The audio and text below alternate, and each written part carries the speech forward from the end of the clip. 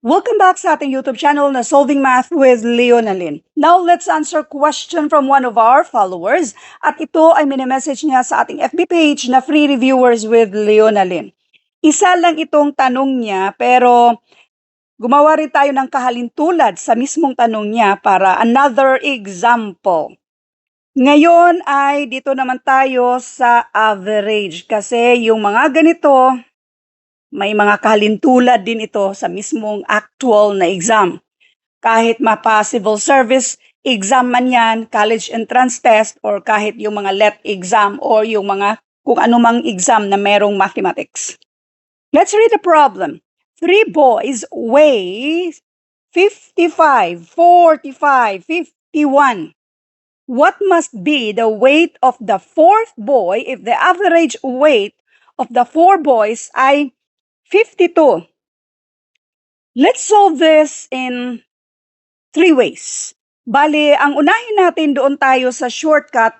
Kung 4 sila dito sa 52, i-multiply lang natin yan ng 4, and this is 208. Tapos, i-add natin itong 55, itong 45, at saka si 51. Kung ilan itong lahat, and this is 151.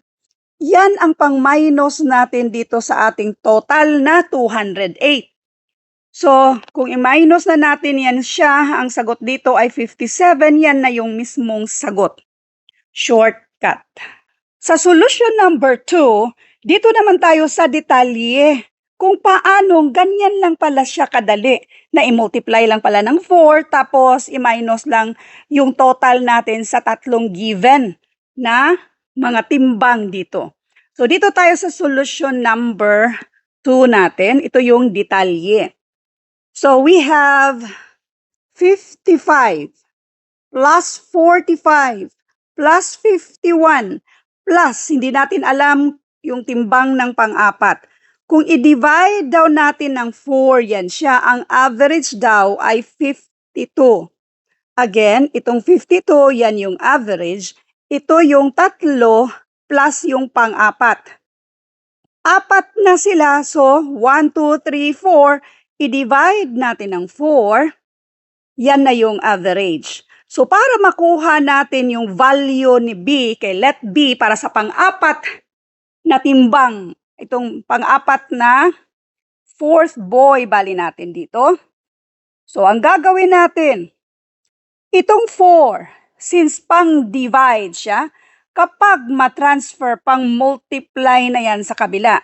Now, yung mga natitira dito, ito ay i-add na natin yan siya. So, 55 plus 45 plus 51, and this is 151. Plus B equals 52 times 4, this is 208. Next, since ito ay pang-add, kapag matransfer, pang-minus naman yan siya sa kabila. So B equals 208 minus 151, and that is 57. Ito yung detalye. So another one, tawagin natin itong solution number 3. Bali, this is 55. Depende na lang sa inyo. Kayo na lang mamili kung saan sa mga solutions ang gusto nyo. And then, ito yung pang-apat. Sa pang-apat, ang kailangan lang natin talaga na average ay 52. Ngayon, pili na lang tayo ito. Sobra man to. So, minusan natin ng 3. Sobra man para maging 52. Yung sobra sa 3, yung isa ay i-add natin dito. So, 52 na siya. Meron pang dalawa. So, ang dalawa ay i-add natin dito. And this is 47. Kulang pa rin, kailangan maging 52. Ito ay kulang lang ng, ilan kulang dito? 5 para maging 52. So, yung kulang na 5 na yan, idagdag natin dito para ang kailangan nating numero sa pang-apat ay 57. So, depende na lang sa inyo kung alin doon sa ating mga solutions ang hiyang kayo. Isa pa, kung naintindihan nyo yon, lalo na yung shortcut, madali na lang sagutan itong number 2. 4 students pa rin tayo. ito naman yung score nila. What must be the score of the fourth student if the average score of the four students ay 75 daw? Doon tayo sa shortcut, yung 75, i-multiply natin ng 4. And this is 300. I-add natin yung itong tatlo na yan, yung 68, si 74, si 82. So, ilan man to kung i-add natin yan? That is 224. Yan yung pang-minus natin sa ating 300. Kaya ang sagot dito ay 76. So, yan na yung ating solution number 1, yung shortcut.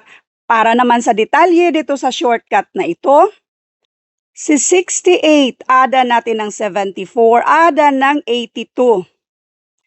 Plus, let t para sa pang-apat na estudyante, kung i-divide daw natin yan ng 4, ang average dito sa apat ay 75. Since si 4 ay pang-divide, kapag matransfer pang-multiply na yan sa kabila, yung natitira, i-add natin si 68, 74 at saka si 82, which is equal to 224 plus t equals 300. Para makuha natin yung value ni t, since si 224 ay pang-add, kapag matransfer pang-minus na yan sa kabila. So therefore, t equals 300 minus 224, and this is 76. Ganun lang siya kadali. So otherwise, kung gusto nyo yung pangatlong solusyon, so pareho lang din yung paraan. So anyway, thank you for watching and all. I hope na meron kayong natutunan sa videong ito. Thank you and God bless.